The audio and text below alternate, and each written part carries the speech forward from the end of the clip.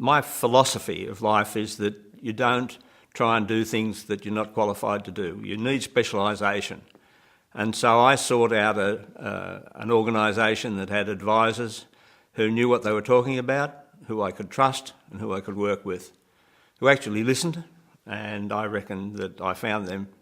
There have been multitudes of changes in the rules for how allocated pensions and so on work, and I just think it'd be ridiculous for me to try and learn to be a lawyer, but I get good advice.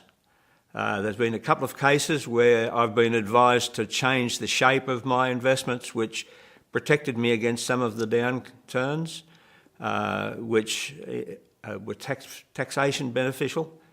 And I think that having a specialist who's actually got my interest at heart really works. When you invest with an industry super fund, you don't know where your money's going. You don't get the opportunity to decide where you want your part of the money to go. And when something changes, you don't know that you have to change. And frankly, I think that the advice is worth it, especially for the confidence that it brings. I would say they've become friends. I thoroughly enjoy a conversation and a debate with them, and I feel free to do that at any time. I also feel free to ask them for advice from my kids. It's been worth all the fees I've paid.